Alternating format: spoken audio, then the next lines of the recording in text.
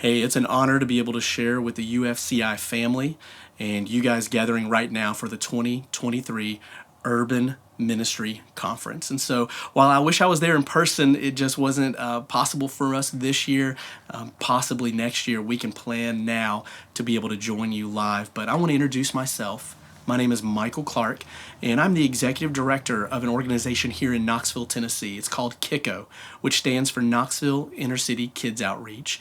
And one of the great privileges we have had is to be able to really focus on some of our urban communities when it comes to evangelism and discipleship. That's really been our lane. That's what we have owned well. But in order to kind of understand some of the values that we have and how we operate, I really want to take you back to the genesis of our ministry, which was started by my parents. So I got to kind of watch it grow up, watch KICKO grow and become bigger. But in those early days, I watched how the Lord would use ordinary people. And that's critical to our story, and I think for each of us to understand how the Lord will use ordinary people to do extraordinary things because it's Him that is accomplishing the work. And so my mom was a stay-at-home mom who felt called to go back and study missions. She didn't know why. She didn't know what she was going to do afterwards. I think between her and my dad, their conversations, they probably thought they were going to go overseas where there were tropical birds or, be in the Amazon or Africa. I don't think they thought they would work in the inner city. But she was obedient to go back and to study missions. But in that fourth year of her program, she had to do an internship. And she ended up going to a ministry that we were already connected to in Brooklyn, New York, called Metro Ministries, now called Metro World Child. But it was during that internship that she learned how to do sidewalk Sunday school and engage with kids and build relationships with families. And it was all evangelistic based. It was all discipleship rooted. And she learned how to do this program. And when she was first up there, she was like, I don't know how these people live like this. It is sun up to sundown ministry all day long. And if, a board is rotting in their floor, they just slap down another board and keep on going. And by the end of it, she was calling us at the house and saying, I don't know how we can continue to live the way we are. How we can live in some of the most needy sides of town, which is where I grew up in East Knoxville, which is kind of where our urban communities are centered. And she said, and us not begin to reach out to the neighborhoods just down the street from us. And so that was the genesis of it, the Lord stirring the heart and planting the seeds. And then it just came to stepping out in obedience. And as they came back and began to talk to our pastor, they said, hey, we realize this is bigger than any one church even. This is something that is needing to be supported by the church in Knoxville. And so that was some wisdom that we received at that time. We've worked with so many other models that are church-based models of what we do, and they have seen tremendous fruit to be able to get them rooted and plugged in to the body of Christ, which is critical. But as they stepped out, they began to talk to our housing authorities. And in talking to KCDC, our housing authority here in Knoxville, they said, we love what you guys want to do. We love the programming and the initiative you want to come in and work with the kids and the families. But we receive a lot of federal funding, so we can't necessarily invite you in and allow you to do this work on our dime. But we can certainly introduce you to the Tenants Council. And if the Tenants Council invites you in, hey, that's the residents. That's on them. And so we had a meeting, my parents did, with the president of the Tenants Association in 1995. Her name was Janice Muncie, still remember it to this day. And as Janice sat down, an African-American lady who lived in one of the neighborhoods, Lonsdale, as she sat down with my parents and listened to the program that they wanted to run, Sidewalk Sunday School, and she said, I really like what y'all want to do. I like this. I like the idea. I like the program. She said, I've just got 2 questions for you. And so as she paused, my dad was thinking to himself, well, if we don't answer this first question right, I may not even get question number 2. And so her first question was, a lot of our kids get picked up to go to different churches, and when they're brought back, I hear through their aunties or their mamas or the grannies that, man, I don't want to go back there. They treated me like this, or they made me stand in the corner. And she said a lot of our kids don't know how to act in church. How will you rally around our kids when they don't act the way that you expect them to? And my dad, kind of speaking prophetically, said, well, we're going to have a lot of volunteers there that are going to be wrapping arms around kids and keeping them positively engaged. And he said, my lessons have been that when kids are acting out, it's just about what type of attention we give them to keep them positively focused. And so she's like, okay, I like that. I like that answer. She said, but my second question is this, and this one was most profound, and it left a value in our organization. She asked, if things don't go the way that you expect, are you going to quit? She said, because honestly, my people in our communities are tired of being experimented on. Just think about that. Let that settle in. So often as churches, we have represented Christ in the fact that he's not faithful because we've not been faithful. Because when things didn't go the way we expect, or they didn't fit in our paradigm of ministry, it wasn't going to be built upon relationships. It was more about an event for us. We have to be honest with ourselves, that they would quit. Churches would give up. Churches would stop doing what they did a couple of times. And so we knew right away that if we were going to represent the Lord in our efforts of this work in our urban communities, we had to represent him in every facet of who he is, including faithfulness, stick-to-itiveness being a value that we have. Some of the things that are intrinsic to who we are in urban ministry, it's whatever it takes. That's kind of our motto, our mantra, so to speak. That whatever it takes, we're willing to figure out how to do the ministry. People ask us, well, do you show up rain or shine, sleet or snow, kind of like the Postal Service? Yeah, you bet. Because we're not looking at excuses to not meet with the kids, to not engage with the kids, to not have visitations and build relationships, to not carry out our programming. We're not looking for excuses not to show up. We're looking at how do we overcome obstacles? How do we address things that always happen, right? In all of life, especially in ministry. But we've learned that we've got to represent him in his faithfulness. And so that's really a value that we learned from the very beginning. And so I want to talk about a little bit of the programming we do. Now, some of the values are very critical to how we go about these things, but you'll kind of pick up on a couple of other values as well. But the first thing that we really started in 1995, hard to believe, 28 years now, was Sidewalk Sunday School. We call it Sidewalk now. We would go into the neighborhoods and build relationships with the kids and their families every single week. Now, the relationship component is just as critical as the program. So that was a separate day happening just as intentionally every single week. So we'd have flyers printed out. We would visit the kids. They'd see the promotion they're going to get that week, whether it was a candy bar or an ice cream sandwich, depending on the temperature and the weather. But then they would also see that memory verse and PowerPoint. They would know what we're going to be teaching. And it's in this opportunity that we have knocking on doors every single week, going door to door in a neighborhood, the same neighborhood, every Friday or every Monday, whatever day you have that visitation, they know you're going to be there.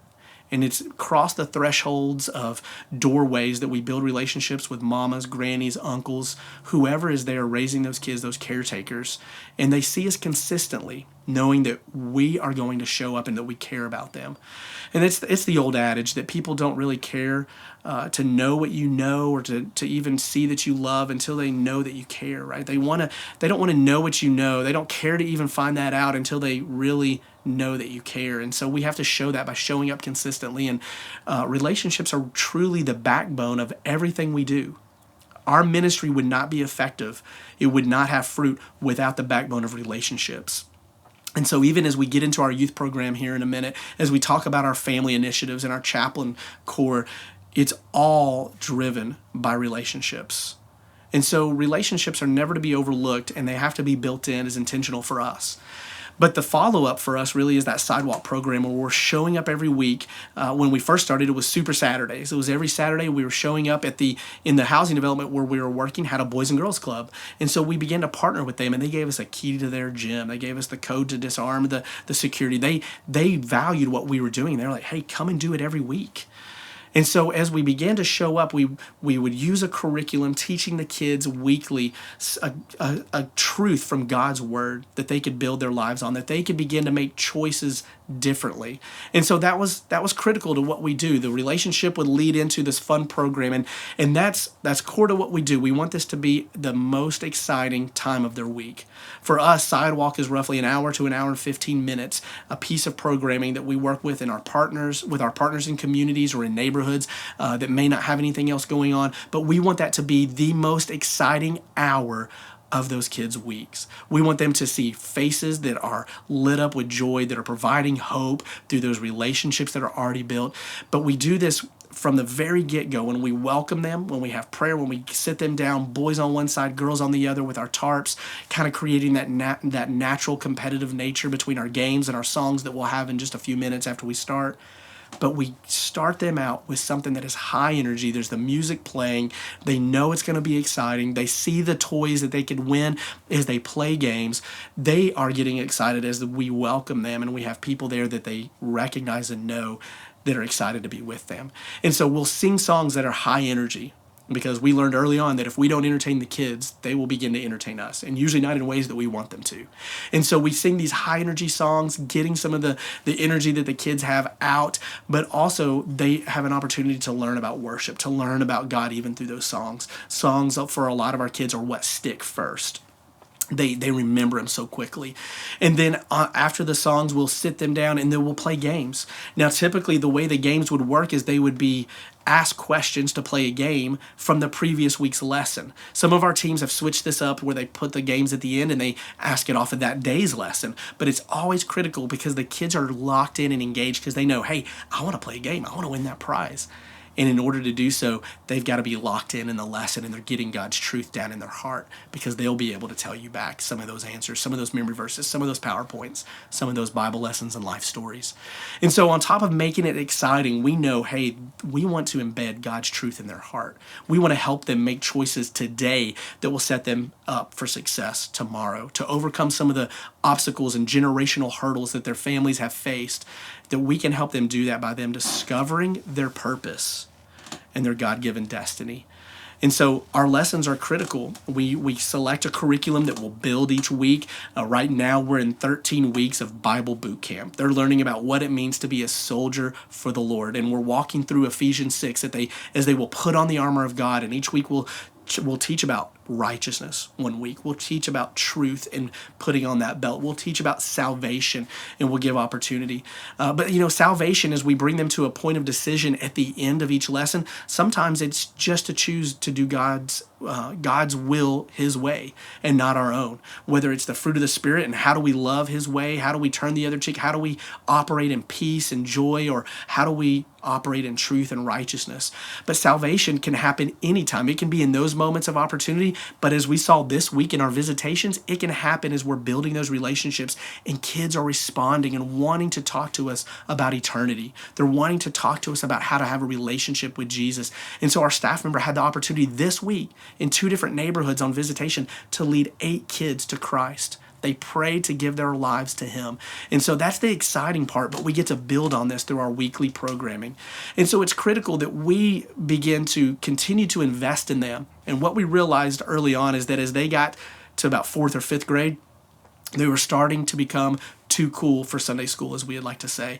And so we began to re-engage those older kids into what we call junior staff. And so our 5th graders would begin to help us hold the posters, help us run the sound system, help us set up the games, help that team leader with anything they needed during that sidewalk site. And this was a prized opportunity. They wore this as a badge of honor. We got them their own junior staff shirts that they would wear, just like our team shirts. And they would literally, in kindergarten, 1st grade, begin asking us, hey, when can I do what they're doing? When can I be a part of junior staff? It gave them ownership. It gave them purpose. It gave them something to look forward to and to be excited about. And so we began to realize we've got to continue to walk with them and give them these layers of opportunity and leadership development. And then they get into middle school and high school, and it really doesn't stop, does it? And that's what's unique to what we do. We started as an elementary age program focused on those younger kiddos, but that became our pipeline to continue to walk with them during those most critical middle school and high school years. I don't know if you remember what it was like being in middle school, but it's tough. You're going through all kinds of emotional changes, physical changes, and you're just trying to figure out yourself and your identity. And really, that's when kids need us the most. And so our investment in the young kids is really crucial, that we continue to walk with them and disciple them and help them unpack just life and emotions and all those things. And so that's what our youth program does with our middle school and high school. And we'll talk a little bit later in depth about what that youth program does as I bring in our youth director, Christian, in just a little bit. But alongside of all these opportunities that we're having weekly, we take a couple of times a year and just do some unique things. One is camp. and Christmas. Camp is obviously our summer opportunity where we can take kids out of their natural environment and they can have an extended period of time to engage with other people in positive relationships and just games and silliness, but also in a spiritual atmosphere where their lives can be transformed, where they can encounter God in His presence and they can really break down some of the walls and the barriers that maybe they have up in their own neighborhoods as we get them out of those communities for a series of days. And so we do overnight camp for a lot of our kids, for our elementary and our high school and middle school as well. But this is a unique opportunity for us to spend 24/7 time with these kids. The relationship equity that we get out of camp is incredible, that we get to build off of those experiences that they're having with the Lord and with us and with other kids and friends they're making, some from around the state, some from around the nation, depending on what camp we're at. And it's just incredible because they can see that serving God is so much bigger than what we have just presented to them. It is something that people are doing all around the country and around the world. And so it gives us that unique opportunity. Camp is super, super crucial to what we do. But on top of that, Christmas, we use this as an opportunity. It's when we started. In 1995, Christmas was our first opportunity to serve our communities. And so Christmas, we really make it big. We make it fun. We make it exciting. It's when a lot of people want to volunteer and give back. And so we just create this as an opportunity to give wrap gifts to our kids. And it's not only at Sidewalk, it's also with our youth. It's with our teens. And so this is a great opportunity when we give them those wrap gifts that they see, hey, the greatest gift in our message that we teach every year is about the one that God gave us, His Son. And so that wrap gift oftentimes that the kids received, I see them taking it home still wrapped. They don't rip it open right there at sight, some of them, because they know that that's going to be one of few that is sitting in the corner. Maybe it'll go under a tree if they have a tree. But we have realized that toys become tools at Christmas to tangibly display the love of God. So it's so critical that we use those toys as tools to be able to communicate that God has not forgotten them and that they're loved. But as they come home from camp, we recognize that, man, some of these kids were deflating, literally just, man, feeling like, I can't believe I have to come back here. And we recognized that there wasn't a sustainable environment at home and in their neighborhoods for the investment we were making into them as young people. And so we said, how can we begin to walk with families? What would that look like in a dignified and honoring way? And so we started our parent cohorts. We're currently in our 7th cohort where we've got 13 parents, a couple of them being dads, who are engaging in this curriculum that we're facilitating. I don't know about you. I'm probably not going to show up to a parent class because I'm already my own worst critic about how I'm failing as a parent with my own 5 kids. And so what we had to do is how we talk about this class, how we recruit to parent. It's about the social equity of them finding community with other parents just like themselves. We want them, we're telling them, hey, we need you to come and share your experiences with others and for others to learn from what you have learned as a parent and also why you learn from others. And so that's how we kind of facilitate that. We take care of the kids during this parent program. The kids are taken care of, they're fed, the parents are fed, they're sent home with food for the kiddos. So we remove those barriers of food that day. Oftentimes transportation is an issue, so we do it in their neighborhoods. Again, everything we do is mobile, going to the communities, because we believe in the incarnational model of Christ, taking it to them, that they can have a relationship with Jesus right where they're at, that they can receive services and in all these programs right where they're at. They don't have to be picked up and taken somewhere else. And so if at all possible, we always look for ways to provide these in their neighborhoods, in their communities. And so the parenting program is no different.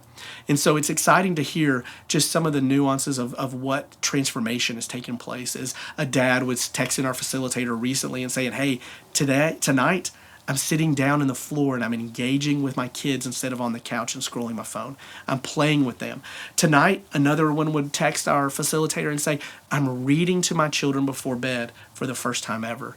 This was monumental, right? This small win for that family became a monumental step of just engaging in a different way and listening to their kids and caring and providing some of the assets that are needed for kids to be highly resilient and capable kids. And so that's exactly what we do, facilitating that program and walking with our parents. We're always looking to make that better. But in our partnership with the Boys and Girls Club, all 28 years that we've been working in these communities, we recognized that, hey, we come in as the faith-based partner for our Boys and Girls Club. And so as that key faith-based partner, they approached us a few years ago and said, hey, what would it look like for a chaplain program? And I'm like, tell me more. And so serving as a sheriff's office chaplain, I had a little bit of background in law enforcement chaplaincy, but I wasn't sure what they were looking for or talking about. And so as we began to unpack that with the Boys and Girls Club staff, we realized that we would have the opportunity to mobilize people of faith to respond with pastoral care as spiritual paramedics in some of our family's most traumatic moments. And so I said, how do we do this? Let's figure it out together. And so in partnership with our sheriff's office here and with our Boys and Girls Club, we began to go through the Academy of Training, realizing it was a little too robust for what we were wanting to do. So we've nuanced that in that partnership, and we provide our training, taking some of the tools and the mentorship that we get from the sheriff's office, but really making it strategic for our community chaplains, because we want them to be urban chaplains. And so as they're serving in these communities, we've got chaplains that are on call in our housing developments 24/7 throughout the week. And so today I'll be joining a number of our chaplains at one of our housing developments that are going to just bless the staff, because they're there for the staff, they're there for the kids, and they're there for their families. And they do this through relationships. Again, everything that is successful for us is done through relationships. And so our chaplain corps is no different. But out of our chaplain corps have come food trucks that meet weekly in some of these neighborhoods, Bible studies that are meeting with young girls, teaching them about identity and affirmation, other things that began to come out of that chaplain team that are typically owned by churches and people that are lay leaders, not staff members, lay leaders that are being mobilized to be the hands and feet providing pastoral care in our urban communities. And so that's been a beautiful thing. But before we go any further, I think I want to go back and dip into our youth program and talk a little bit about how we run that. So I'm going to bring in Christian here right now. All right, so I'm here now with Christian Harden. He is our youth director. Also happens to be a relative, so that's always a bonus, right? We're 3 generations in. It's pretty cool. It's pretty cool, not going to lie. Yeah, so my dad started it, and this is the oldest grandson. And so it's been fun to work with family and ministry together. But Christian, they want to hear a little bit more about how the youth program really operates and what kind of your focus is in continue to walk with these kids, specifically in evangelism and discipleship. And so tell them a little bit about what kind of is happening on a weekly basis with our middle school and high schoolers. Sure. Would it be easier to start with just like the Thursday night programming and then work out from there? Let's do that.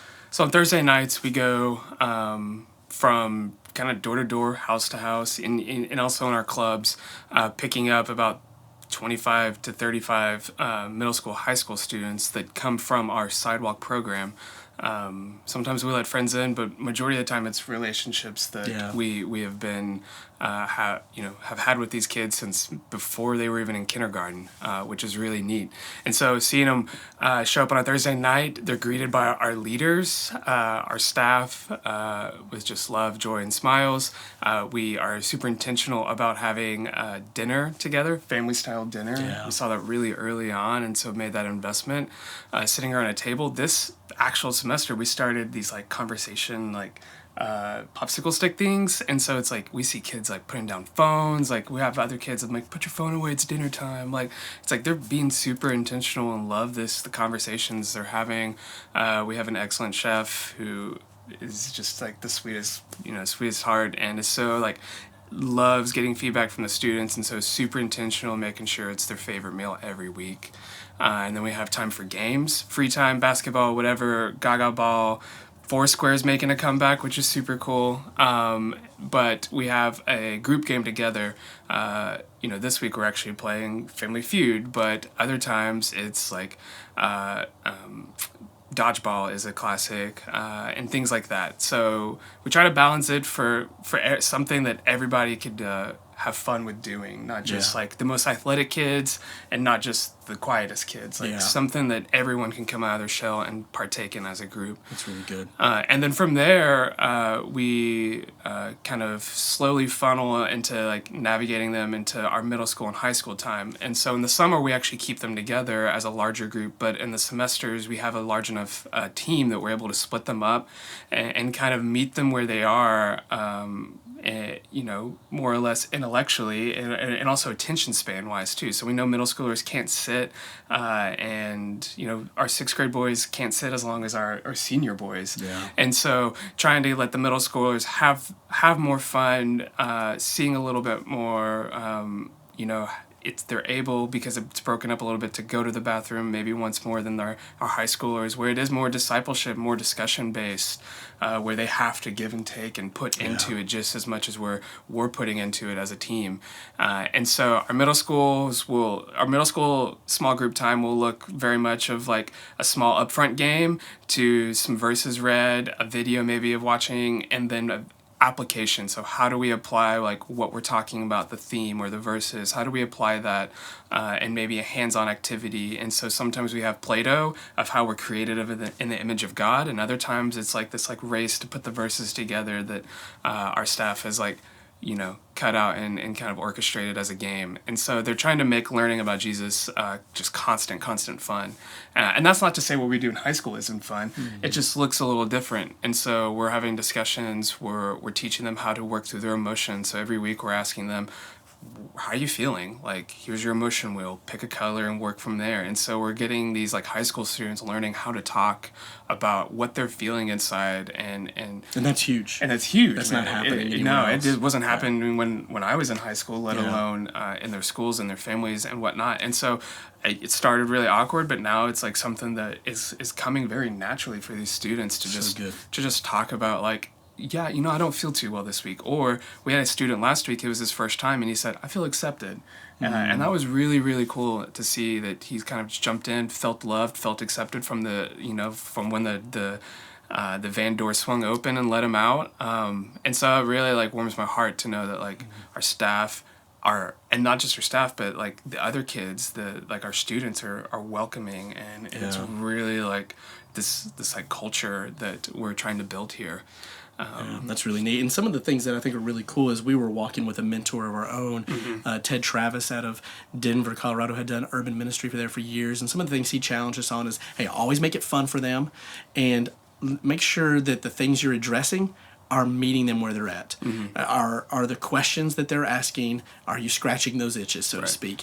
And so that was what we did for a while, was fielding questions, especially from our high schoolers, especially from that group. So our middle school and high school is being divided up. They've got different leaders over that group, and then they may break up boy-girl. So you'll have 2 middle school and 2 high school groups that then can go a little bit deeper with their gender.